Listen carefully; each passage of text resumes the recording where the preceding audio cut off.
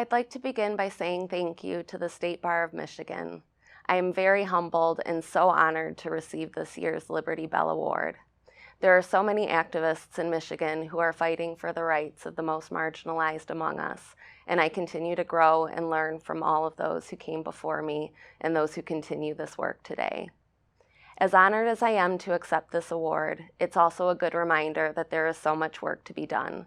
As long as we have people seeking asylum in cages, as long as we are separating Black families by imprisoning parents for crimes of survival, as long as people are dying because they don't have health care, and so much more, I have not done enough. I promise to continue to do the work until there is equity and justice for all marginalized communities.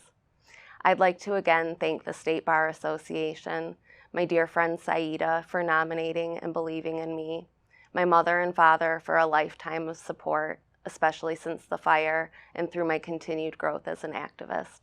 I'd like to thank my friends and family who have supported my work in ways I could never have imagined. Thank you to my family at Center for Popular Democracy, Housing Works, National Women's March, Bird Dog Nation, and League of Heroes. My life has been better with you in it. May we all continue to grow, learn, and love one another as we continue to fight for justice. Thank you.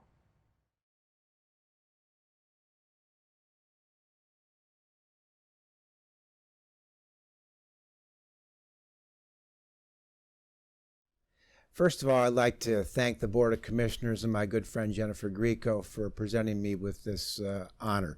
I truly am honored. It's something that I never would have expected to have received. I'd like to thank my good friends David Anderson and Teresa Saklis for writing their kind nomination letter, at least half of which was true. The rest, I'm sure, was poetic license, but thanks to both Dave and Teresa for, one, nominating me, and two, writing such a beautiful letter on my behalf. I'd like to give a shout out to my neighbor and friend Bill Booth, who gave me a nudge years ago in the direction of getting involved in the Bar Association. It was a good nudge and a good idea, Bill. Thank you very much for pushing me in that direction. Thanks to my mom and dad, who aren't with us anymore, but both, I think, wanted to see me practice law, especially my mom. Anybody that knows me and has watched my interaction with bar associations knows that I've often said that my mother made me do this. She really wouldn't have accepted me being anything but a lawyer. So thanks, Mom, for that nudge as well. I'd like to thank my wife and daughters, both of whom are going to be here in September for the award ceremony. Thanks for being here. Thanks for supporting everything I've done throughout all these years. I hope I never let you down. I'd like to give some thanks to all the lawyers that I've met and interacted with through all the years I've been involved in Bar Association, whether it be with the Oakland County Bar Association, the Oakland County Bar Foundation, or the State Bar of Michigan's negligence section. I've been honored to serve with some great people, all of whom happen to be lawyers, and many of whom I hope to be good friends with for the rest of my life. This work really has put me in touch with an awful lot of people that I never would have met. And for that, I'm thankful. I'm often asked the question, why did you choose to invest the time that it took to get involved in association work? And the answer has always been, I don't know what I would have done without it. It really expanded my horizons beyond my little area of practice and introduced me to some great people throughout the state. So I've been very thankful for the time that I spent involved in bar association work. So again, thanks so much for presenting me with this award. It really is a wonderful honor for which I'm very grateful.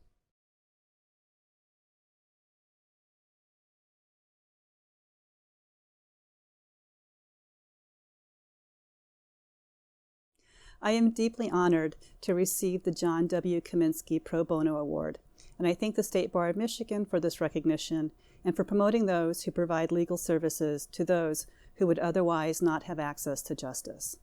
I also want to thank my firm, Miller Canfield Paddock & Stone, and our CEO, Mike McGee, for his support. I also like to thank Pro Bono Counsel Wendy Richards and Tom Lynn for their hard work that they do on behalf of the firm and our pro bono clients. I am humbled by this award, and to be included among such dedicated and talented attorneys, including my colleagues Leo Godine and Tom Lynn, and the dozens of others who have been recognized for providing exemplary service since 1983. I and all of you commit to pro bono because we are honored to fulfill this obligation in return for the privilege of practicing law.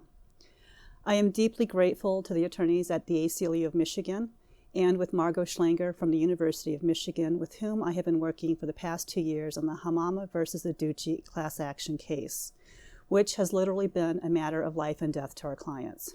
It began in June 2017 when federal immigration agents arrived at the homes of our clients, who are Iraqi nationals, and rounded up hundreds of them without warning and detained them with the intent to remove them to Iraq. Many of these men and women fled Iraq years ago, some as small children, and had been living in the United States for decades. Most are Chaldean Christians or other religious and ethnic minorities who face serious threat of persecution, torture, or even death if they were to be returned. The goal of the litigation was modest. We just wanted to give these clients time to get their immigration cases open and heard. There have been more than 500 docket entries, over 45 status conferences and hearings, more than 160 orders, 2 Sixth Circuit Court of Appeals, and an en banc petition in this case. We've been successful in obtaining the modest goal of time for our clients. Some members have been successful in their immigration cases and have had their statuses adjusted. Our lead petitioner, Mr. Hamama, also received a pardon from former Governor Snyder, and almost every class member had been released from detention and were home for the holidays in 2018. This recognition is bigger than me or any member of the State Bar. It's about Sam Hamama and his family and our clients, who have remained hopeful and gracious throughout this long and painful matter. The trust and faith they place in us, this country, and in the American justice system is truly humbling, and it is something we have all worked tremendously hard to continue to earn at every step of the way. My sincere thanks to the State Bar of Michigan for this recognition and for your continued support of all the hardworking members of the bar who provide critical pro bono services to our community.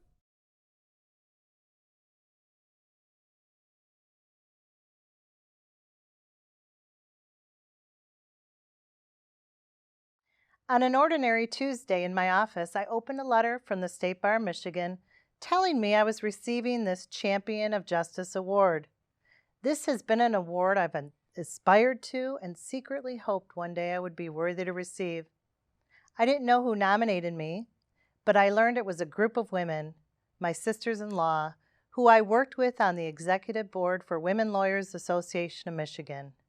Donna McKenzie, Alina Clark, Rokia Draper, Ryan Kelly, Aaron Klug, Kristen Persley, and Marla Linderman. You are my champions of justice, and you embody the mission of women lawyers, which includes promoting equality and social justice for all people. Justice Ruth Bader Ginsburg, one of my heroes, acknowledged standing on the shoulders of other women lawyers. I would not be standing before you today unless on the shoulders of Women Lawyers Association of Michigan. As I look at this award and others who came before me, like Kathy Bogus and Judge Denise Langford Morris, both who I know and admire, and my co-awardees, I question whether I deserve this award. Then I realize it is not about me. It is about the individuals and causes I represent. This award is in honor of my clients, like Tanya, who I represented in a race discrimination claim, which led to a hospital-wide policy to prohibit patient requests for care based on race. This award is for Mika, who donated her entire settlement to a domestic violence shelter in a lawsuit I represented her after she was fired as a teacher for speaking about her experience of domestic violence. I accept this award on behalf of Tanya and Mika and the many other clients I've represented over the years who trusted me to champion their cause. I want to conclude by thanking the State Bar of Michigan for giving me this award and my parents, husband, and children, Wesley and Maggie, who have supported me throughout my journey on this road of justice. Thank you.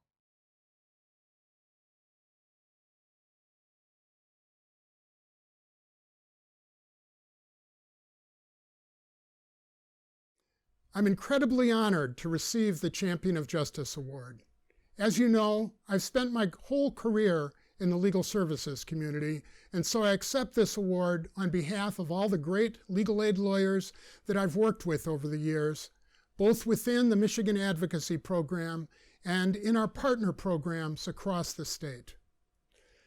I look back on my time in this community with great gratitude.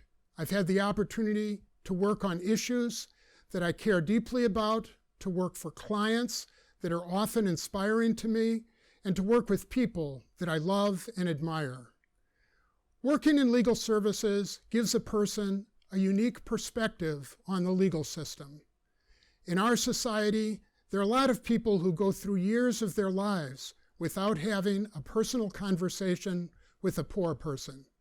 In a legal aid office, we talk directly with low-income people every day. We learn to see the world through their eyes.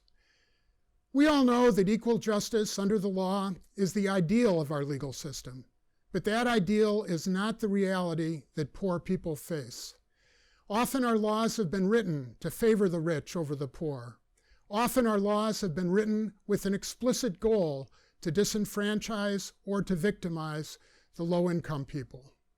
Recently, there's been a growing recognition of the unfairness in our legal system. The State Bar and the Michigan State Bar Foundation have long been allies in the cause of equal access to justice.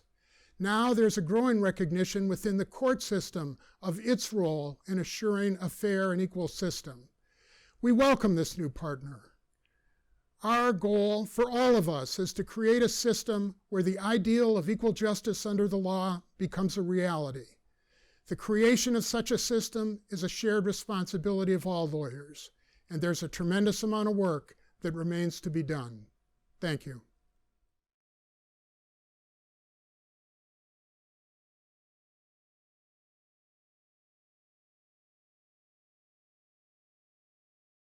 When I found out that I was receiving the Champion of Justice Award, I immediately thought of people who have won this award in previous years. Some people who I have been fortunate enough to work closely with, and people I've worked for. People I respect tremendously. I've been very lucky in my career to be surrounded by people who have supported me and encouraged me to be the best at whatever I wanted to be. I want to thank my mentors and supervisors at the State Appellate Defender Office who taught me to work hard and see each case as important as any other I would ever work on. Each case is an opportunity to correct an error that may have occurred in the criminal justice system. Each case as representative of what can happen when an error occurs. In the last few years, my career has shifted to system reform as part of the staff to the Michigan Indigent Defense Commission. It has been an incredible journey, and I'm excited to see how the efforts of the Commission impact communities statewide in the coming years. I work with amazingly talented people at the MIDC, including and especially the regional team that is an enormous part of how this indigent defense reform movement is coming to life. I have many people to thank, but I need to thank my family in particular.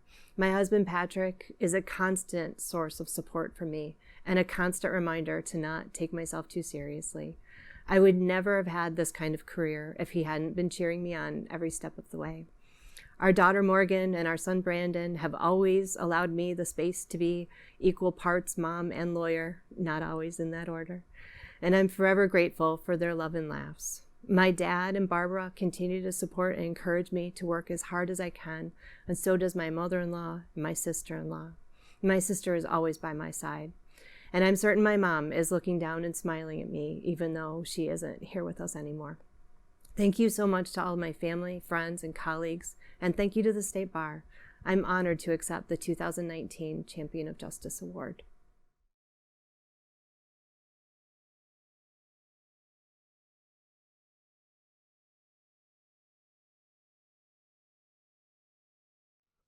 First, let me say that I want to thank anyone who had anything to do with suggesting I ought to be considered for the John Reed Award. I'm taken aback that I've received it, and I therefore also want to thank those who had any hand in making that decision. John Reed was a friend, colleague, and mentor.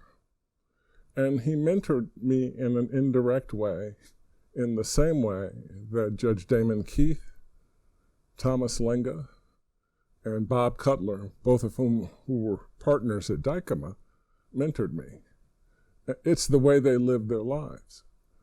And the central lesson that they taught was that you can vehemently disagree with someone without being interpersonally disagreeable.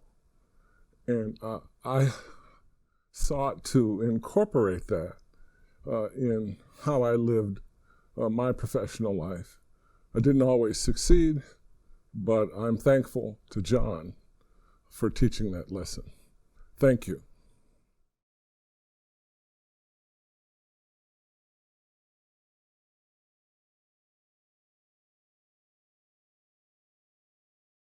Good afternoon. I want to thank the State Bar of Michigan and my colleagues who nominated me for this award. It is a true honor to receive an award named for Professor John Reed. I knew John as a colleague at Michigan Law School. John was always friendly and gracious to me over the years, and he often reminded me of the one thing we had in common. Both John and I had the audacity to leave a career at Michigan Law School to become the dean of a different law school. We both returned to Michigan, and he and I enjoyed commiserating about the challenges of being a dean and celebrating that we no longer face those challenges. John's gracious manner reflected a lesson in lawyering that I tried to relay to my students and to the attorneys I supervised over the years. Although lawyers need to be serious, tough, and willing to challenge authority, there's plenty of room in our profession for compassion and kindness. More than any other, that is the one lesson that I hope my students learned from me during our time practicing law together. As I enter retirement from practice now, I also greatly appreciate the kindness shown me by my mentors, including Tom Guile and Ed Welch at the McCroskey Law Firm, and the deans, provosts, and presidents I reported to over the years. I am deeply grateful for the support I received from my close clinical law colleagues like Don Duquette, Bridget Carr, Elizabeth Campbell, and Cassandra Basto. Finally, my career would have been much less meaningful without the professional relationships I was able to enjoy with many students, clients, and fellow attorneys. It has been a tremendous privilege over my career to teach in Michigan Law School's clinical program and to be an active member of the State Bar of Michigan. Thank you.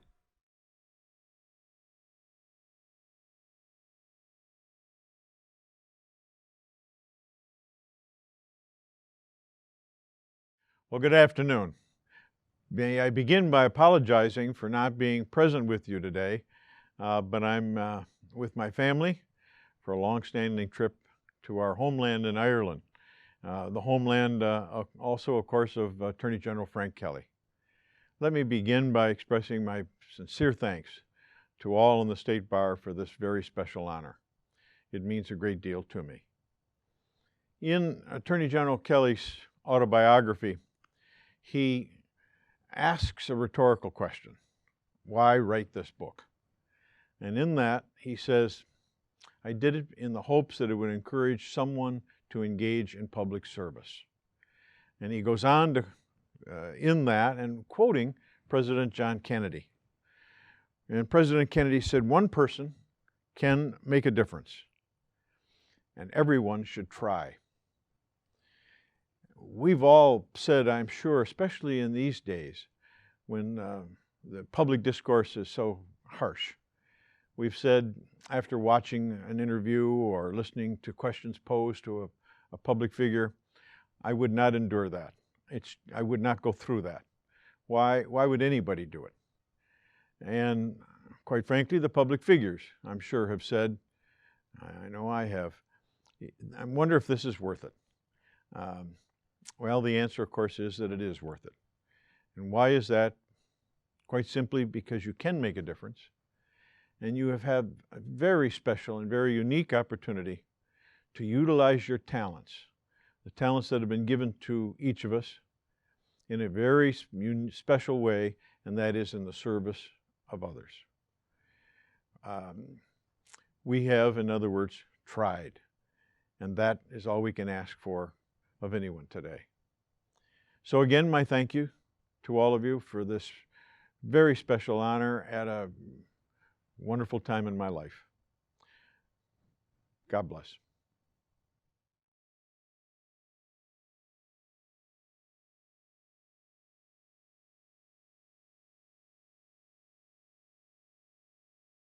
I am honored and humbled to be this year's recipient of the State Bar of Michigan Roberts P. Hudson Award. There are numerous other people in this state that would be deserving as well. I would like to say at this time, I would congratulate the other award winners, knowing the time and effort and work put into efforts on behalf of the State Bar to improve our judicial system, and efforts made and contributed by them. So congratulations to the other award recipients. I would like to take this opportunity to thank my mother and father, my father Gerard from Belfast, Northern Ireland, my mother Catherine from Windsor, Ontario, for living the American dream and giving their children a better life. My sisters, Sharon, Maureen, my brother John, all provided an environment which contributed so much to a loving relationship and a guiding relationship to be where I am today. I thank them. I thank my wife, Laurel, of 39 years. I thank my daughter, Bridget, for all the love and support. I thank Lawrence Patrick Nolan Jr., Dr. Patrick Nolan, for all the fun he provided Bridget and Laurel in a loving relationship. I would now like to also thank the Honorable Clinton Kennedy, who was the first person I met that was a lawyer when I moved to Lansing, and his pushing for my involvement in the Young Lawyers section of the State Bar of Michigan. I also would like to thank Dennis Archer for his involvement in guiding and mentoring me to become an active member in the American Bar Association Young Lawyers section. I thank Stuart Dunnings, Jr., who gave me an opportunity in Lansing to practice law clerking in his office with Ben Gibson. I'd like to thank Ben Gibson for the counseling and mentoring he gave me. The list goes on and on. Tom Brennan Sr., who gave me the opportunity to go to law school. Jack Cote, Wally Riley, Dorothy Riley, a number of others that I have always been warned, be careful when you start mentioning people because you're going to leave somebody out who will be offended. But I do feel that those people were important parts of my life when I started out in practice in Eaton Rapids in July of 1976, where I've continued to practice for 44 years. So thank you to all of the recipients, all of those who nominated me, and all of my family and people who have given me love and support through my 44 years of practicing law. Thank you very much.